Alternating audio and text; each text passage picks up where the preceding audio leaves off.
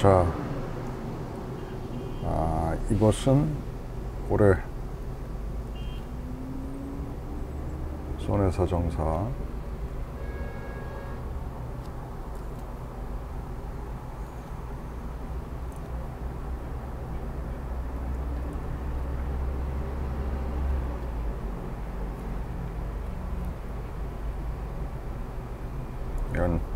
자, 이것은 여러분이 이번에 시험 본 신체 손해사정사 자동차 보험입니다. 시험 문제에 올해 시험 문제는 좀 평이했죠. 평이했는데 논란이 좀 되고 있는 부분이 있는 모양이더라고. 논란거리가 아닌데, 그래서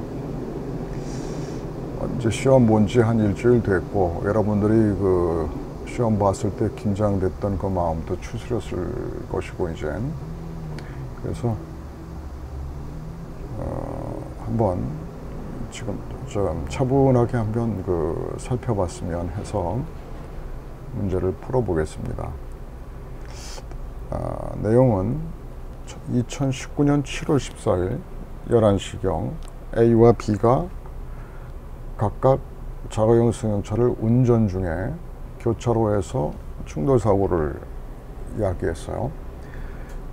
그런데 A가 운전하는 차량에는 C와 D가 타고 있었는데, A는 직장 동료 C의 요청으로 C가 소유하는 자동차를 운전했어요. 그리고 다친 것은 C와 D가 동승했다가 이제 다쳤어요. 그리고 동료 직원의 결혼식장을 가는 중이었대요. 여기 못을 박아놨네. 업무 관련성 없음. 그러니까 산재 넌 하지 마라, 이런 얘기죠. 그래서 이 사고로 C는 사고 현장에서 사망했고 D는 장애를 남기게 되는 그런 사고를 당했는데, 과실 비율은 운전자 A는 80%, B는 20%로 8대2의 과실이다. 그리고 동승자 D에 대해서는 호위동승 감액을 하는데 50%다. 50% 해라.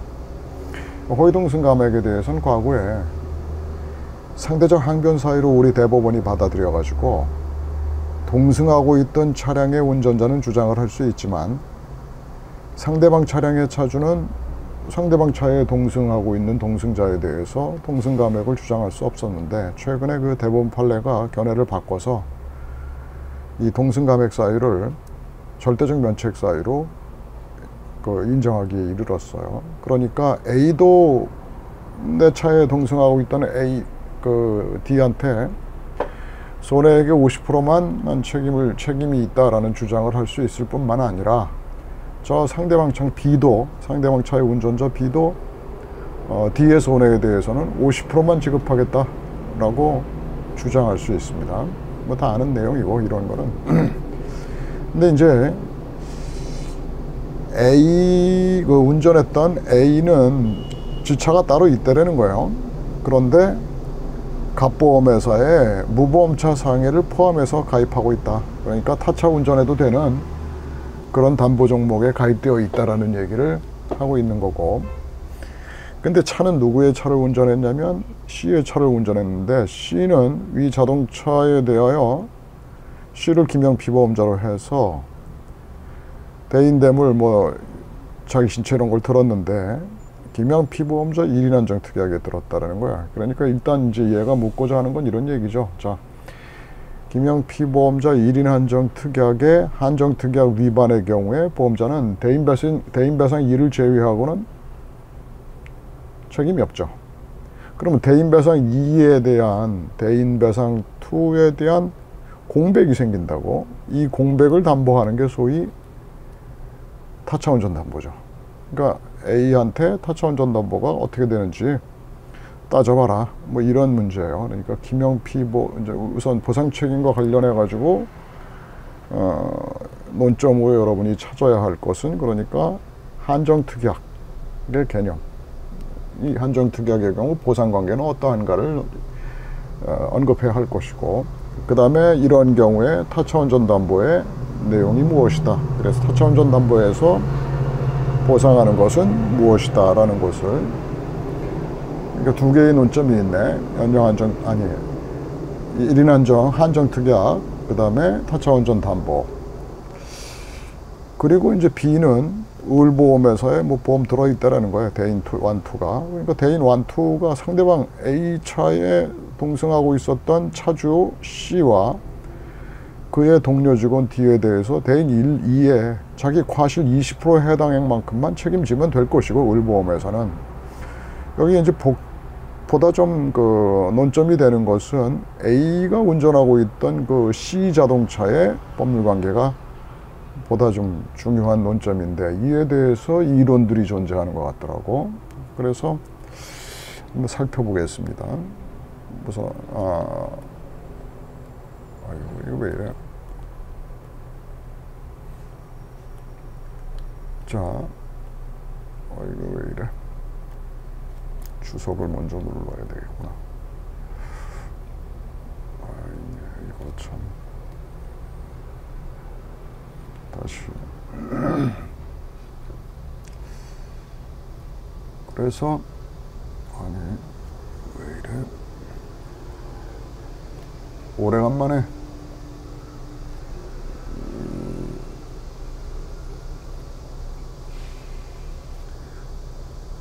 PDF 아크로벳을 쓰니까 헷갈리네. 자, 이제 봅시다. 이 그림을 그려보면 A가 운전하던 차량과 그 다음에 이제 B가 운전하던 차량이 서로 이제 사고를 냈는데, A가 운전하던 이 차량에는 80%, 아니 얘가 20%고 얘가 80%라는 거지. 이 둘이 사고를 냈는데, A의 차량에 C가 타고 있었고 D가 타고 있었는데, D는 단순 동료예요. 그러니까 D에 대한 여기서 배상 책임의 주체가 될 수 있는 사람은 A와 B와, 그리고 이 차주 C도 배상 책임의 주체가 되죠.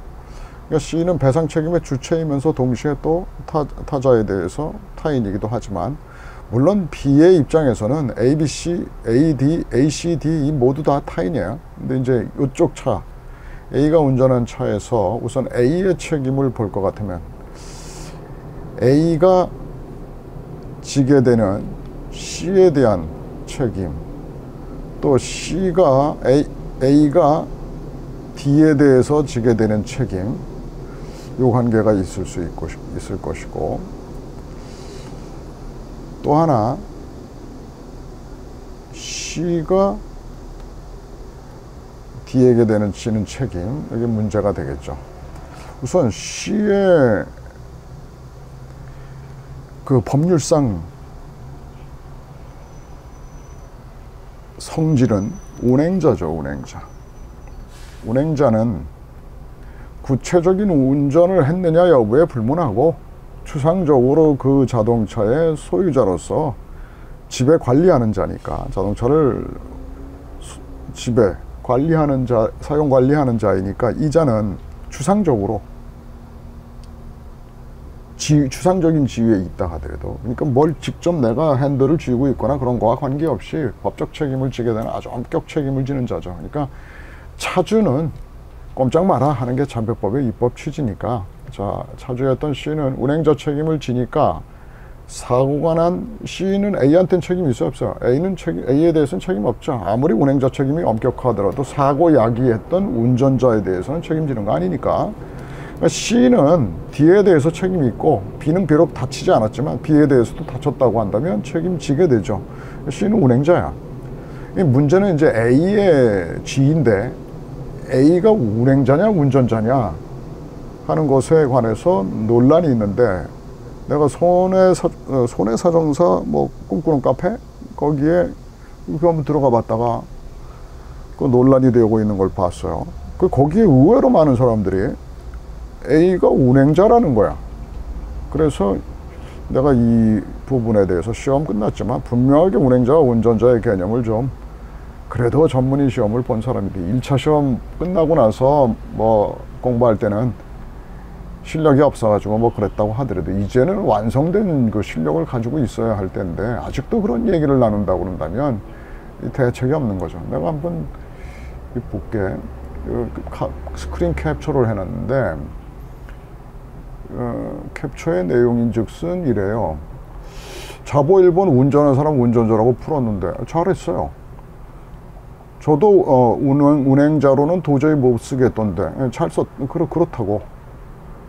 아무리 생각해도 운전한 A는 운행지배도 없고. 네, 맞아요. 운행지배 없어요. 이익도 없어서 운행자가 아니라 운전 피보험자로 놓고 C를 김영 피보험자가 타고 있으니 뭐 이렇게 풀었다라는 거야. 박수 쳐줘야지. 저도 비슷한데 멘탈이 나가서 앞에 잘 안 보였어요. 뭔 말인지 모르겠는데 그런 데가 뚝 튀어나오는데 어떤 뭐 R 리셋 이런 아이디를 쓰는 분이 뭐라고 그러면 저는 운행자라고 했는데 운행자로 하려면 자기로의 자동차를 운행하는 자여야지. 운행 지배와 관리를 이익을 가지고 있는 자여야 되는데 여기 이런 얘기를 해요. 같이 타고 동료 직원 결혼식장 가는 거니까 운행 이익도 있을 거라고 판단하다. 저 공짜로 타고 갔으니까 이익이 있다. 뭐 이런 얘기인가? 운행 이익이라는 개념은 자동차로부터 나오는 이익이에요. 근데 지금 운행 이익은 지금 우리나라 대법원 판례가 문의는 이원설이지만 운행 이익에 대해서 거의 따지지 않고 운행 지배를 가지고 따지는데 어떤 사회생활생의 제 이익을 다 이익이라고 하다 보니까 이게 운행자를 판단하는 표준으로서의 기능을 완전히 상실했다고 보는 것이 통설의 입장이라고. 그래서 이런 설이 주류적이에요. 판례는 운행자라면 운행을 지배하고 운행 이익이 귀속되는 자라고 할 것인데 이렇게 말하면서도 운행 이익은 따지지 않아. 판례 어느 내용도 보면 누가 운행을 지배했는가만 줄창 따지고 있다고. 이분은 운행자라고 그랬다라는 거예요. 그랬더니 또 인천 예비선사 이분이 굉장히 설득력 있는데요. 쩝 그러는데 이게 틀린 얘기라고. 운행자라고 봐서는 안 돼요. 저도 결혼식 가니까 운행 지배 있고 뭐 이렇게.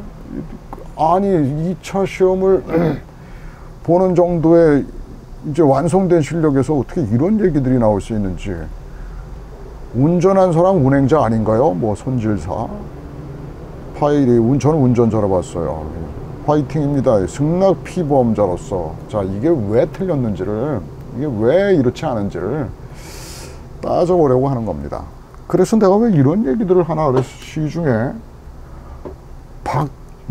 박땡땡이라시는 분하고 그 다음에 김땡땡 그 다음에 또 정땡땡이라고 하시는 분이 풀이를 해놓은 것이 돌아다니는 게 있더라고. 그래서 내가 그거 한번 갖고 와봐라 해서 내가 지금 프린트를 했어요. 그러고서 봤어. 자 여기서 A가 과연 운행자인가 운전자인가를 봅시다. 저기 앞에 문제에서 뭐라 그랬느냐. 운전을 좀 요청했다라는 거야. 운전을 요청했다라는 얘기는 나를 위해서 네가 운전해달라 하고 부탁했단 말이야. 이 애는 단순히 누구를 위해서 C를 위해서 자동차를 운전한 자야. 자 운전자의 자격에는 제한이 없어요. 뭐만 딱 있으면 돼. 타인을 위해 자동차를 운전한다라 하는 그런 주관적 의사. 나가 타인을 위해서 자동차를 운전한다. 주관적 의사와 어떤 객관적인 그 모습이 보이면 되는 거야. 운전자의 자격에는 제한이 어떤 면허가 있어야 된다 이런 제한도 없어요. 무면허에도 상관없어. 비록 무면허가 되면 이제 면책 여부가 논란이 되겠지만 어쨌든 운전자의 자격에는 제한이 없어요. 운전 피보험자는 오로지 1, 2, 3, 4 김영 피보험자, 친족 피보험자, 승낙 피보험자, 소형 피보험자를 위해 자동차를 운전하는 자이면 돼. 나를 위해서 운전하는 게 아니라 타인을 위해서 운전하기만 하면 되는 거야. 그리고 이 운전자는 그 전에 4월인가 5월에 내가 동영상을 만들어 올렸지만 어떤 분이 이렇게 썼다고. 여기 그 자배법에 보면 타인을 위해 자동차를 운전하고 또는 운전의 보조 업무에 종사한다라고 돼 있지 않냐. 그러니까 종사하는 거니까 이건 뭐 돈 받고 운전하는 운전기사만을 의미하는 거다라고 얘기하는 그런 것을 내가 아주 깊게 비판을 했는데 그런 거 상관없어요. 보수의 유무 불문하는 거야. 여기서 종사한다라는 말은 그냥 자동차 운전을 한다. 예, 거기에 그 일을, 서비스를, 용역을 내가 그 일을 열심히 하고 있다. 그런 정도의 의미예요. 그거. 이거 통설이야. 이거 우리나라에서는 자배법에 관해서 깊이 있게 그 연구하고 있는 그리고 논문을 발표하는 뭐 학자들이 별로 없지만 일본에는 민법학자들이 상당히 깊이 있는 자별법 해설서들을 쓰고 있는데 모두 한결같이 그런단 말이에요. 여기에 운전자는 종사한다라는 말에 의미를 둬서는 안 된다. 그거는 그냥 한다. do의 의미로 어떤 시코토, 아르바이트, 일 그런 것들을 한다라는 의미로 그냥 그 가볍게 해석하면 될 거지 이거에 무게를 둬서는 안 된다고. 그러니까 뭐냐면 운전자의 자격에는 보수의 유무 불문해요. 면허의 유무도 불문하고 일시적이든 장기적이든 계속적이든 상관없어요. 자유지간 뭐만 있으면 돼. 타인을 위하여 자동차를 운전한다.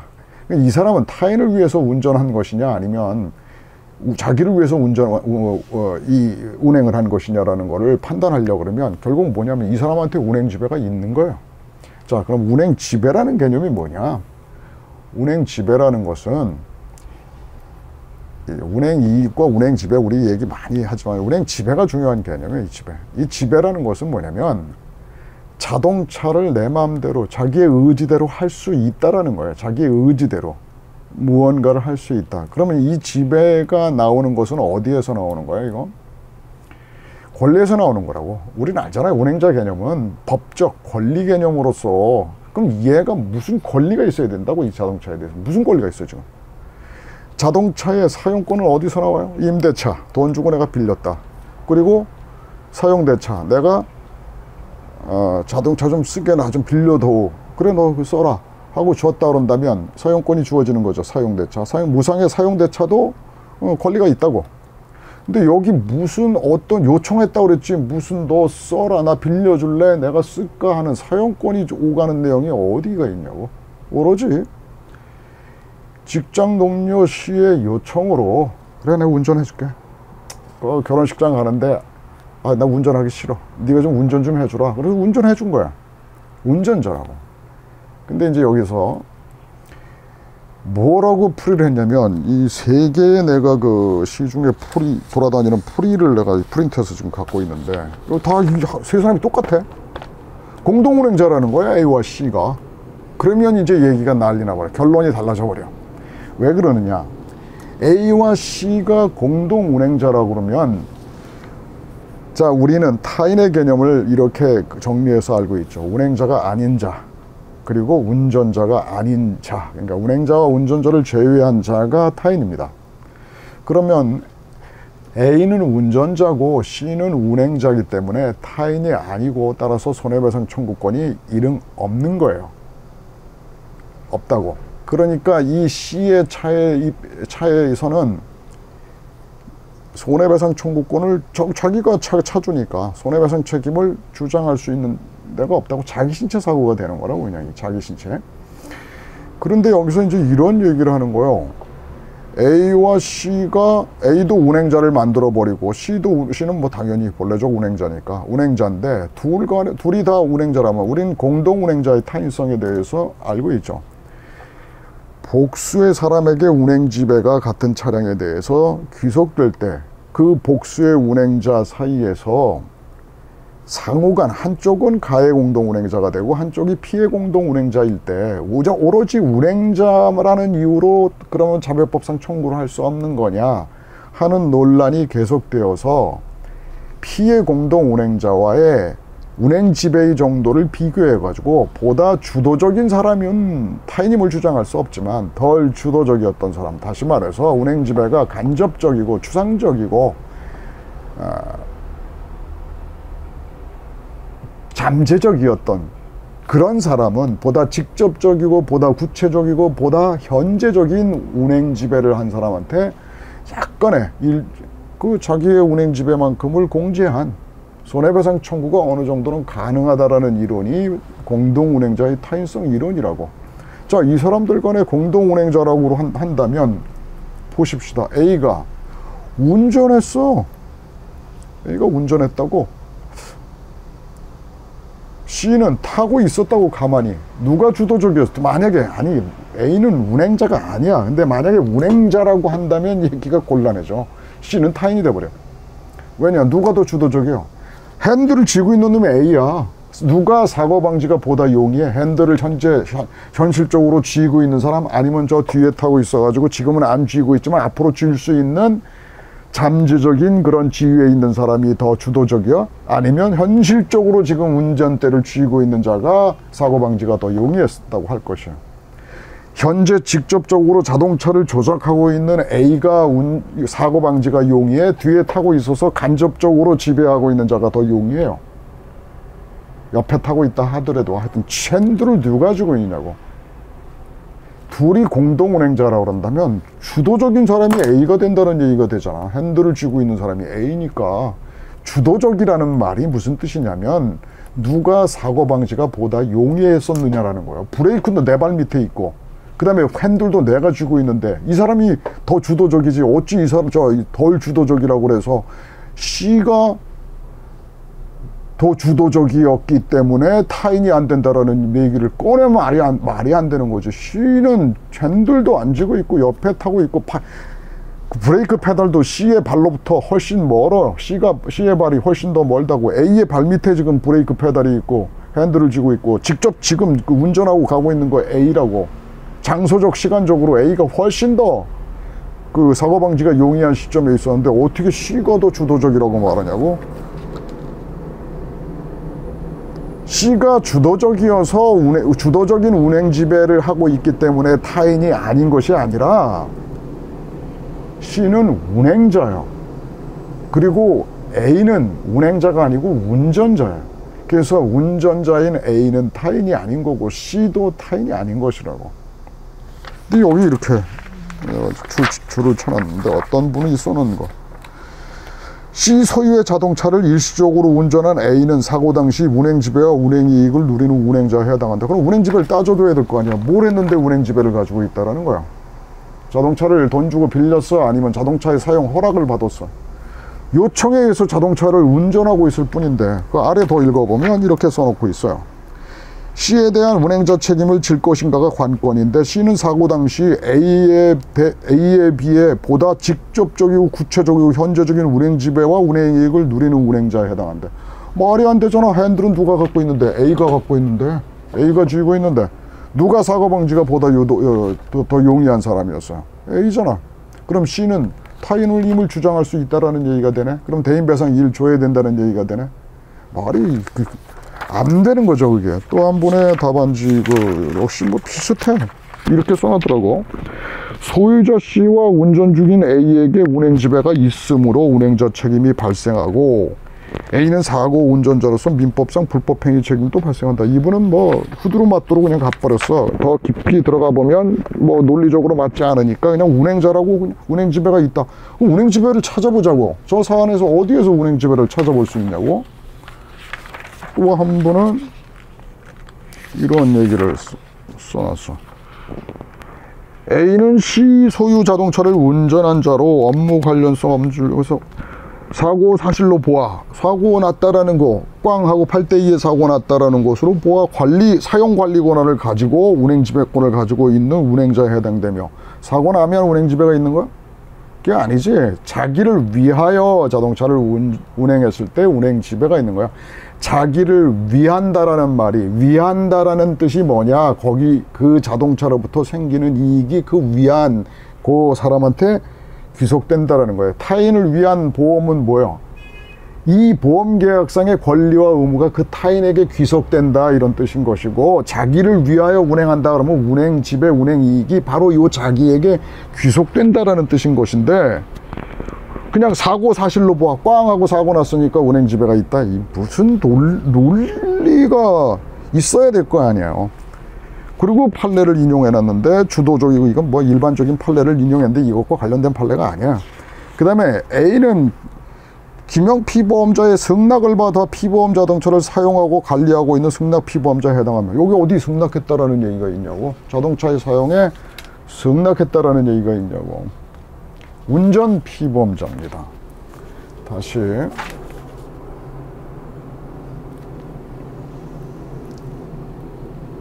이 사람은 법적 성격이 운전 피보험자예요. 이거 좀 시험이 끝났으니까 더 더 멀리 가는 공부를 앞으로 계속 전문가로서 여러분들은 해야 하니까 좀 따져봅시다.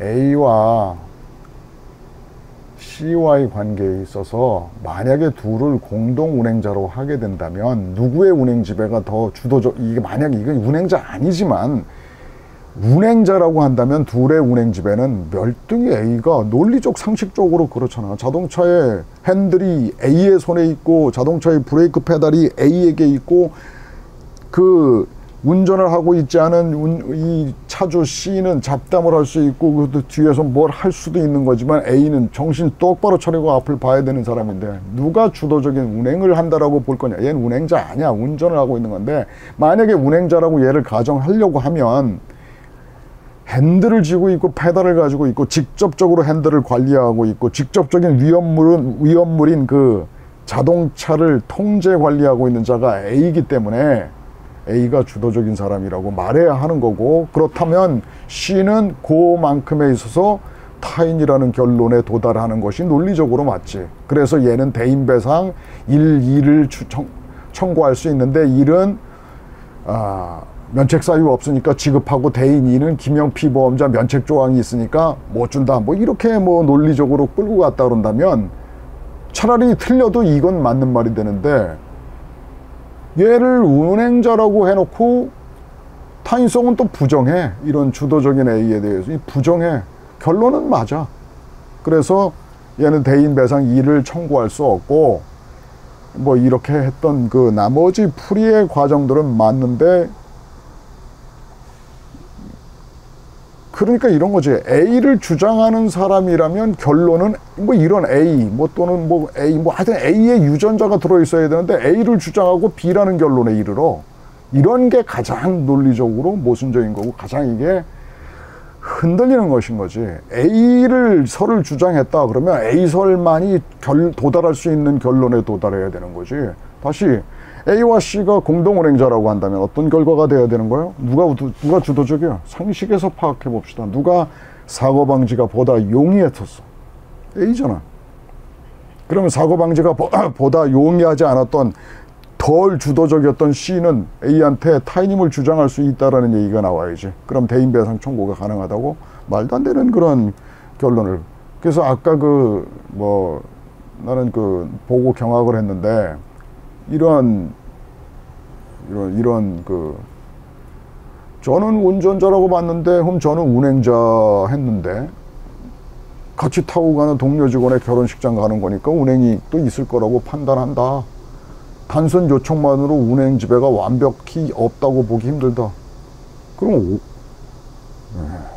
또 거기에 설득력이 있는데요 라고 하시는 분도 좀 그렇고, 이거 2차 시험 공부하신 분들이 2차 시험 엊그제 시험을 보신 분이 운행자와 운전자의 개념을 이렇게 헷갈리시면 이건 좀 심각한 문제입니다. 이거 자배법에 대한 이해가 너무 없잖아요. 이렇게 되면. 그러면 과연 전문가라고 할 수 있겠냐고. 뭐 시험이야 뭐. 근데 이건 사실 이 문제에서 논점은 아니에요. 그러니까 이제 얘네들은 요즘에 출제하는 경향이 그러죠. 법적 책임하고 그 다음에 보상 책임을 같이 과보상 책임을 하고 그 다음에 계산 문제 이렇게 주니까 우선 법적 책임 먼저 들어가 보면 운전자 A의 법적 책임은 민법 750조에 일반 불법행위 책임을 지는 거죠. 그 다음에 차주 김영 피보험자 누구였죠? C는 A 이외의 자에 대해서, 그러니까 운전한 자에 대해서는 차주는 책임 없죠. 운전자는 타인이 아니니까. A 이외의 자, 여기에서는 D인데 D에 대해서 자배법상 책임이 있어요.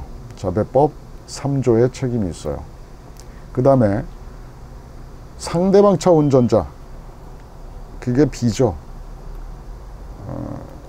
상대방 운전자 B죠. B. 얘는 어떠한 이유로 해서 차를 몰게 되었는지는 모르겠는데 뭐 차주인지 이 친구가 차주라면 자배법상의 책임을 질 것이고 차주가 아니라면 B에 대해서는 자신을 김영피보험자로 해서 보험에 가입했다라고 하는 여기에서 실마리가 보이는군요. 자신을 김영피보험자는 자기 차니까 B는 위자동차에 대해서 차주군요. 따라서 민법 750조에 책임을 지고 자배법 3조에 책임을 진다. 이게 책임에 대한 내용이 되죠. 얘를 운행자로 만들어 버리면 여기서 이거 주의해야 할 게 이거라고요. 운전했던 그 A를 운행자 만들어 버리면 C가 타인이 돼 버려.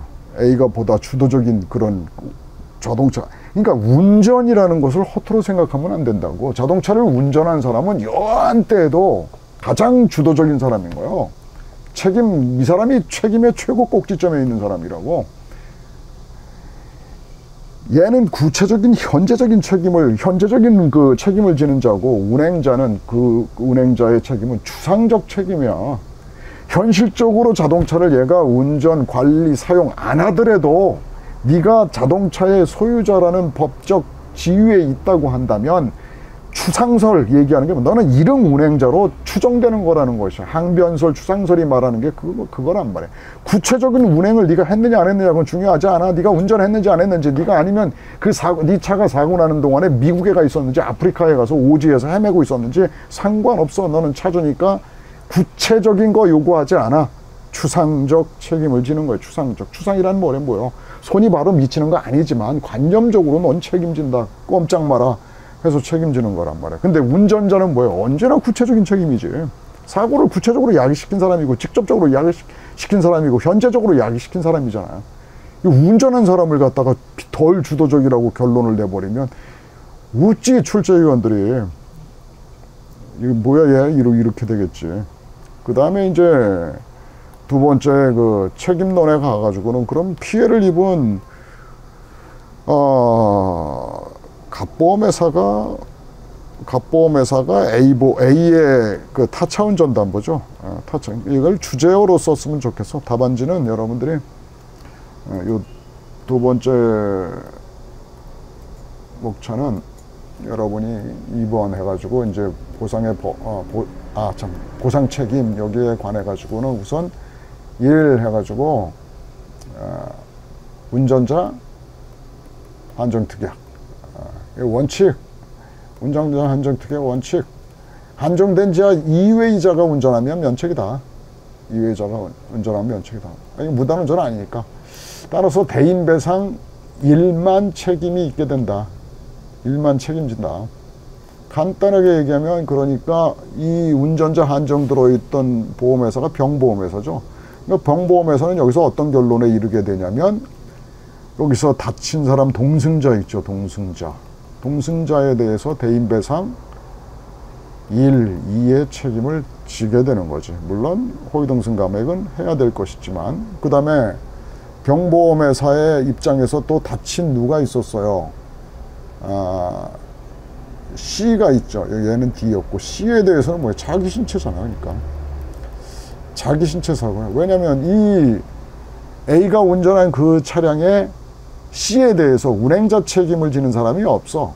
그 운행자 책임의 흠결을 담보하는 보험이 자기신체사고 보험이니까 자기신체사고로 보상받게 되죠. 그래서 우리 그 한도에 지급한 한도 내에서 지급하면 될 것이고, 그래서 나온 게 이제 타차운전 담보에 문제가 생기게 되는 거죠. 타차운전 담보. 그럼 타차운전 담보에서 여기 2가 안 되는구나. 대동승자 대인 2는 왜냐면 운전자 한정특약 위반이니까 1만 책임진다고 이렇게 얘기했으니까 이건 자기신체사고도 안 되네. 미안합니다. 내가 이거 나도 헷갈렸다. 그러니까 병보험회사는 다 면책이고, 그래서 동승자에 대해서 대인 1만 책임지게 되는군요. 이건 아니고, 그래서 타차운전 담보가 필요한 거지. 그럼 타차운전 담보에서 여기 흠결들을 그 원래 자동차에서 면책된 것들, 그것들을 추가적으로 이제 살펴봐야 되는 것이죠. 타차운전 담보에 대해서 여러분은 약관 규정이나 개념 정도는 설명할 필요가 있죠. 그러니까 일시적으로 타인 소유의 자동차를 운전하게 된 경우에 그 자동차가 한정특약 등에 가입되어 있는 경우에는 그 보상을 받을 수 없기 때문에 그러한 공백을 메꾸기 위해서 일시적으로 타차를 피보험 자동차로 간주해서 보상하는 담보 종목이다. 그리고 여기에 A는 그런 타차 운전 담보에 피보험자에 해당하니까 타차 운전 담보로 보험금을 청구할 수 있습니다. 그러면 여기서 이제 문제가 되는 게 D죠. D에 대해서 E가 저 본차에서 안 됐으니까 대인 E로 보상할 수 있다라는 결론에 도달하게 되는 거고, 그러면 이제 C에 대해서가 문제예요. C에 대해서 아까 얘를 A를 운행자로 본다 그런다면 C와의 관계에서 얘가 보다 주도적이잖아. 사고방지가 보다 용이했던 상식이잖아. 그러면 뭐예요? C는 대인배상 2로 받을 수 있다라는 얘기가 되는데 말도 안 되는 소리고, 얘는 운전자이기 때문에, 그리고 여기 보험에서 C는 운행자이기 때문에 타인이 아니란 말이야. 근데 이제 이 단계에서 타차운전담보에서 A가 피보험자인데 A가 C에 대해서 지게 되는 책임은 바로 면책사유로 규정하고 있죠. 타차운전담보의 면책사유야. 그러니까 대인배상 2는 보상할 수 없고, 그러면 이때 좀 C가 좀 아쉽단 말이지. 그래서 우리 약관이 추가되어 있는 내용이 있죠. C를, 전혀 관계없는 C를 이 타차운전 담보라는 종목에 타차운전 담보의 피보험자로 간주한다. 자손 피보험자로, 자기 신체 피보험자로 간주한다라고 규정을 두고 있으니까 자기 신체 사고 보험을 받을 수 있게 되겠죠. 그 다음에 이제 그런 보상 책임과 관련해 가지고 저 상대방 차의 운전자의 입장에서는 대인 1, 2 그 과실액만큼 20%만큼, 그러니까 D에 대해서는 호위동성 50%한 금액에 8대1로 나눠야 되겠지. 그 다음에 그러면 이 저 차의 입장에서는 또 누구예요? D는 타인이, C는 완전 타인이죠. 여기 자, 그러니까 상대방 차의 입장에서는 어떠한 면책 사유도 없어. 그 상대방 차 보험자의 책임. 그러니까 그 회사가 을보험회사인가? 을사의 경우에는 이렇게 되는 거죠. D에 대해서 대인 1은 물론이고 대인 2를 20% 한도까지 책임지는 거예요. 20%를 분할하는 책임을 지는 거고, 그 다음에 C에 대해서는 타인이잖아. 대인 1 책임을 집니다. 대인 2 해당하죠. 그래서 얘가 얘의 계산을 할 때에 C에 대해서는 그러면 그 아까 얘에 대해서 자기신체 사고 보험금의 책임을 지고 있는, 또 C에 대해서 책임지고 있는 자가 그 타차운전담보 들어있는 갑사인가요? 갑사지. 타차 특약에서는 얘가 이 C가 자기신체니까 결국 자기신체 사고의 공식에서 실손액에다가 비용은 없고 여기서 대인 1, 2로 받을 수 있는 금액을 초과하는 손해를 자기신체 한도에까지 보상하면 되겠네. 그래서 내가 이 문제의 그 접근에 대해서 이 얘기를 하고 싶은 거예요. 아니 그냥 얘를 모두 이거 그 시험 보자마자 뭐들 올리시느라고 실수를 하신 건지는 뭐 아니면 또 그렇게 생각하시는지 모르겠는데, 여러분들 아직도 그 운전자와 운행자의 개념을 그 판단할 수 없다 그런다면 이거 문제 있어요. 또 한 분의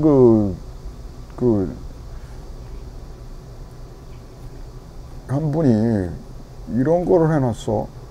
판례를 하나 들어놨는데 그 판례 이거와 상관없는 거를 인용해놨더라고. 어떤 그 문제 해설을 하면서 이런 판례. 차주가 있는데 차주가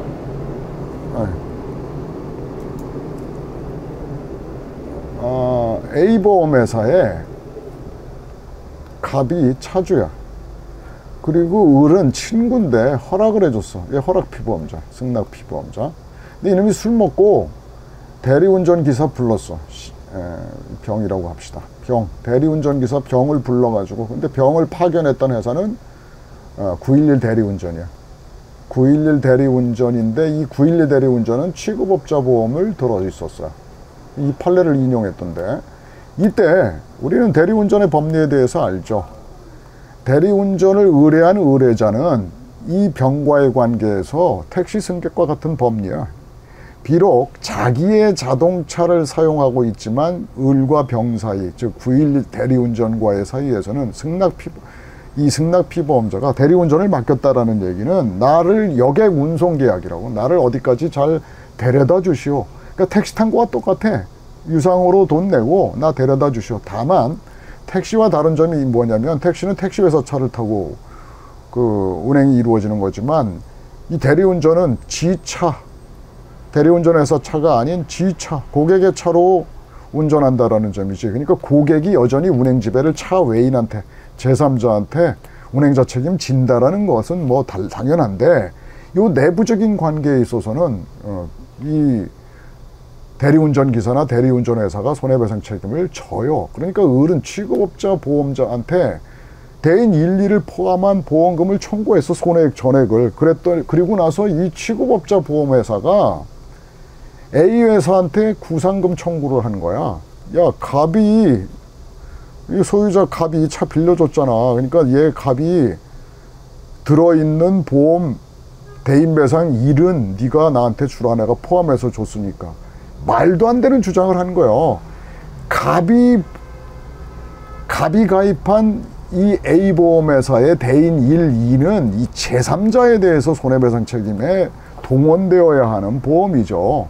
지가 다쳤는데 이것은 취급업자 보험자한테 청구를 해야 되는 것이고, 그래서 대법원은 뭐라고 말했냐면, 야, 승낙피보험자가 음주운전해가지고 맡겼는데 둘 간의 타인성을 따져보니까 얘가 더 주도적이더라, 승낙피보험자가. 그런데 무슨 달라고 그러느냐 이렇게 얘기하면, 이거 맞는 거야. 상식에 따져보자고. 핸들이 누가 더 주도적이냐 이 얘기는, 운행 지배에 있어서 주도적이냐 이 얘기는, 누가 사고방지가 용이했느냐. 갑은 차 빌려주고 잠자고 있었는데 얘가 브레이크 페달을 밟는 게 빠르겠어, 아니면 승낙피보험자가 비록 술에 취해 있지만 대리운전자 옆에 있을 때, 아저씨 저 사람 있어요, 저 브레이크 밟아요, 이거 오른쪽으로 틀어 이런 얘기가 가능한 거는 현장에 지금 있었던 예지 승낙피보험자지. 그러니까 더 주도적인 거지. 잠자고 있는 갑이 어떻게 주도적이라고 말할 수 있어. 그럼 아까 사안으로 돌아와 보자고. A와 C 사이에서 누가 주도적이, 사고방지가 누가 더 용이했느냐고. 뒷좌석에 타고 있던 C, 말도 안 되는 소지. A가 자동차에 핸들을 쥐고 있었고 지 발밑에 힘만 주면 브레이크가 서는데 누가 사고 예방이 더 쉬웠었단 말이야. 말도 안 되는 소리를. 근데 이거를 놓고 그래, 이 판례를 들어서 뭐 주도적 어쩌고 따지면서 또 그런 판례를 인용하려면 사안이 맞는 판례를 인용해야 되는데, 저는 엉뚱한 판례를 지금 인용했더라고. 하여튼 이번 시험 문제는 좀 어떻게 보면 너무 쉽다, 여러분들이 이렇게 생각해서 아마 좀 불만스러웠던 것 같아요. 좀 막 작년처럼 논점이 많이 더 숨겨져 있으면 하는 뭐 그런 생각을 했는지 모르겠는데, 뭐 이렇게 자동차 보험의 문제들도 그렇고 다른 과목들 선생님들한테 이렇게 물어봤어요. 이거 어떠느냐 그랬더니 그냥 평이했다라고 하는 거예요. 한데 의학이 어려웠다며, 의학이. 그래서 의학이 과락 나와서 나는 다른 건 다 잘 봤는데 안 될 것 같아, 이렇게 말하는 사람도 있는데, 그거 걱정하지 마십시오. 그거 모두가 의학이 다 생소한 문제가 많이 나왔다고 한단 말이야. 그러면 자, 예를 들어서 의학 문제가 어려워가지고 9문제 아무도 안 썼어, 한 문제만 썼어. 그러면 논리적으로 10점이죠. 그러면 올해 320명을 뽑아야 되는데 하나도 못 뽑겠네, 다 과락이 났으니까. 뭐 어떻게 합니까 이거? 이 10점 갖고 경쟁하는 거야. 다시 말해서 10점짜리 한 문제밖에 다 못 썼어. 9개 문제를 다 몰라가지고. 그래서 요번에 응시한 2,000명이 다 과락이라고 칩시다. 그래도 320명은 뽑아야 되니까 그럼 10점 갖고 10점에 4점 맞은 사람 40점 주고 5점 맞은 사람 50점 주고 3점 맞은 사람 30점 주고 하는 거야. 하여튼 여러분이 모르는 문제도 얼마나 성실하게 달려들었느냐, 나름대로 써보려고 애를 썼느냐, 그것이 관건이죠. 그래서 의학으로 결코 여러분들이 당락이 결정되게끔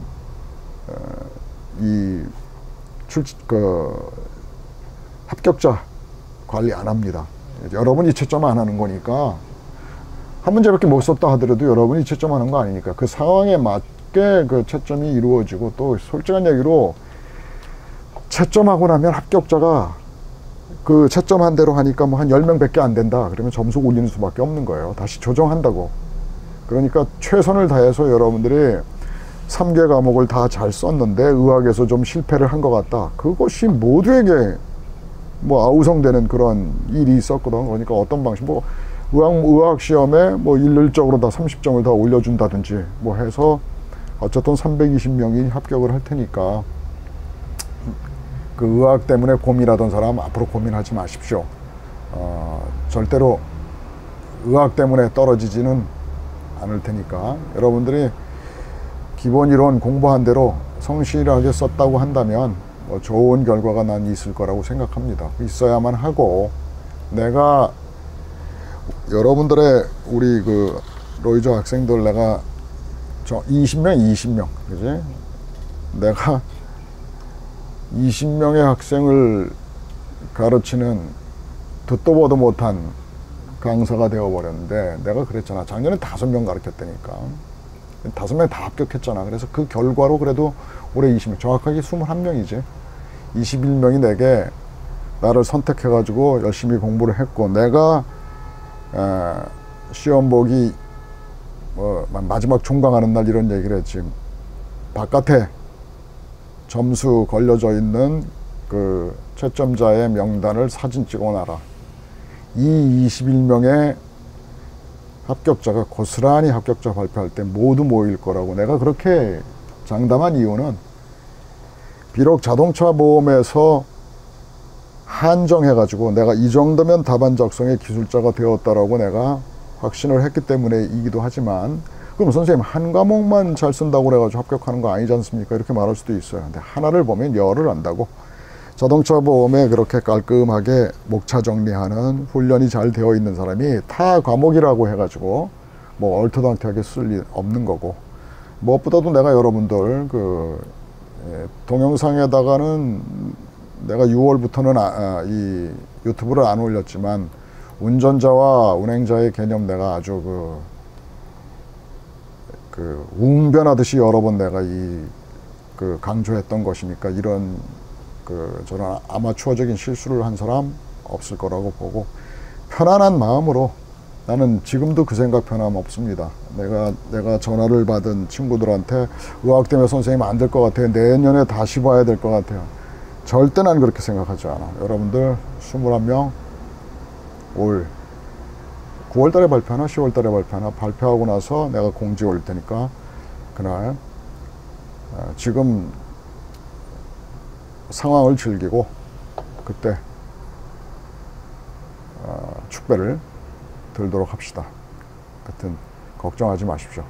의학 때문에 여러분 떨어지는 일 없어요. 내가 그래서 부랴부랴 이 영상을 만들었는데, 하여튼 시험 끝나고 나서 좀 몸도 추스리고 그래야 하겠지만, 공부하던 그 어떤 습관이 몸에 뱄으니까 그냥 마냥 놀기만 하지 말고 이번을 기회로 해서 책 읽는 습관이 여러분들한테 축적이 됐잖아.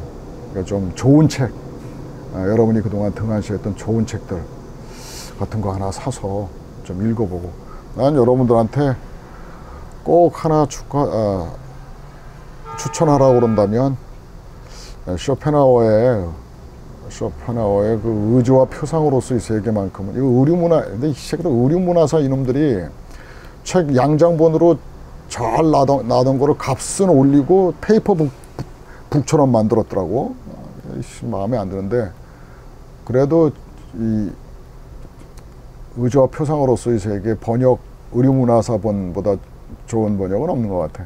이거 꼭 한번 사서 여러분들이 한번 읽어봤으면 합니다. 하여튼 계속 지금부터 인생은 끝없는 공부예요. 시험 뭐 한번 봤다고 그래가지고 이걸 끝나는 거 아니라고. 여러분들은 이번에 시험에 합격하고 나서 자신감을 얻게 될 거야. 내가 뭔가 책 읽는 습관이 나에게 생겼다. 그리고 난 앞으로 무언가를 해낼 수 있다라는 성취감을 계속 갖게 될 거라고. 그 성취할 수 있다라는 자신감을 좀 계속 유지해 나갔으면 좋겠어요. 그래서 내 꼭 이 책이 아니라 하더라도 서점에 나가면 좋은 책들 많잖아. 그래서 좀 책도 좀 읽고 그러다가 10월에 만납시다. 자, 여러분들의 그 좋은 결과를 나는 믿어 의심치 않습니다.